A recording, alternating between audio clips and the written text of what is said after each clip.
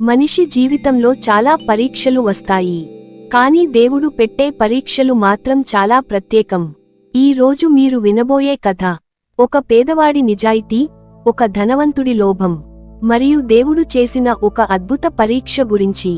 పురాతన కాలంలో పచ్చని చెట్లతో నిండిన ఒక అందమైన గ్రామం ఉండేది. ఆ గ్రామం పేరు ఆనందవనం. ఆ గ్రామానికి ఆ పేరు రావడానికి కూడా ఒక చిన్న కథ ఉంది. సరే, ఇక కథలోకి వెళ్దాం. ఆ గ్రామంలో ధర్మయ్య అనే వృద్ధుడు జీవించేవాడు. అతను చాలా పేదవాడు. చిన్న గుడిసెలో ఉండేవాడు. రోజూ కూలి పని చేసుకుని జీవించేవాడు. కాని అతని హృదయం, అది బంగారం కంటే విలువైనది.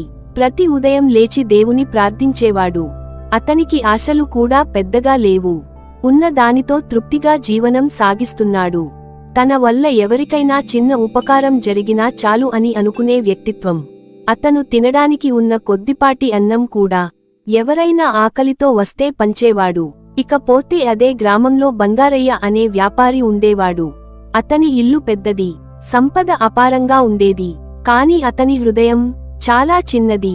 ఎవరైనా సహాయం అడిగితే అతను ఎప్పుడూ నేను సంపాదించినది నా కోసమే అని చెప్పేవాడు. ఒక రోజు ఆ గ్రామానికి ఒక వృద్ధ సన్యాసి వచ్చాడు. ఆయన మొదటగా బంగారయ్య ఇంటికి వెళ్ళాడు. బాబూ, నాకు కొంచెం ఆహారం ఇవ్వగలవా అని అడిగాడు. బంగారయ్య కోపంగా చూసి, ఇక్కడ ఉచితంగా ఏమీ దొరకదు, వెళ్ళిపో అని గట్టిగానే చెప్పాడు.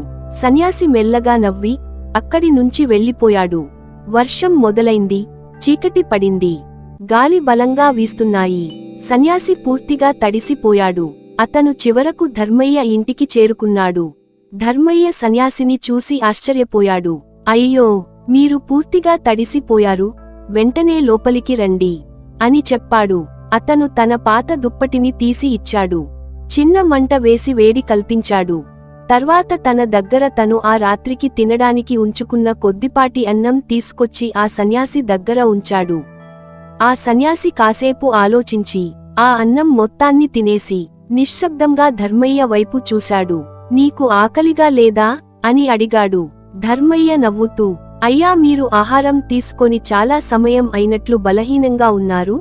నేనైతే ఈ రోజు ఇప్పటికే 2 సార్లు ఆహారం తీసుకొని ఉన్నాను.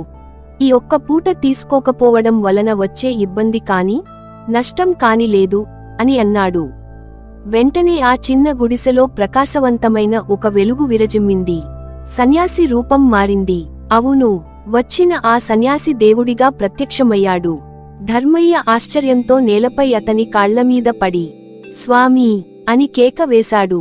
దేవుడు చిరునవ్వుతో అన్నాడు, ధర్మయ్య, నేను నిన్ను పరీక్షించడానికి ముందు నేను బంగారయ్య వద్దకు వెళ్ళాను. అతను నన్ను తృణీకరించాడు. నీ దగ్గరకు వచ్చాను. నీ దగ్గర ఏమీ లేకపోయినా నీ దగ్గర ఉన్న ఆహారాన్ని నాకు తృప్తిగా ఇచ్చావు. కాబట్టి నీవంటి మంచి మనసు గల మానవులను ఆదరించడం నా ధర్మం. నీకు ఒక వరం ఇస్తాను, కోరుకో అని దేవుడు అన్నాడు.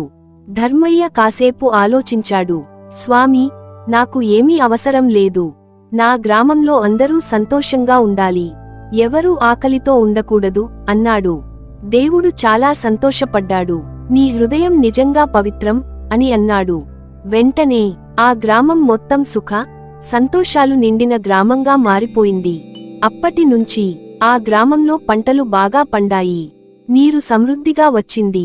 ప్రతి ఇంట్లో ఆనందం నిండింది. బంగారయ్య తన గ్రామంలో మార్పులు చూసి ఆశ్చర్యపోయాడు. జరిగినదంతా తెలుసుకున్న బంగారయ్య తనకు అన్నీ ఉన్నా ఆనందం లేదని గ్రహించాడు. వెంటనే ధర్మయ్య దగ్గరకు వచ్చి తన స్వార్థపూరిత జీవితాన్ని ఈ క్షణం నుండి వదిలి వేస్తున్నట్లు ప్రకటించాడు. అంతే, బంగారయ్య మనసు తేలిక పడింది.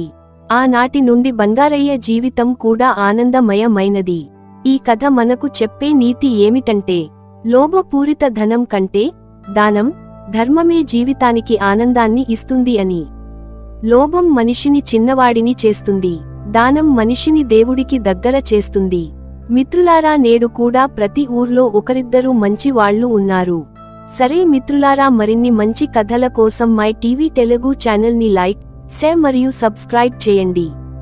ధన్యవాదాలు.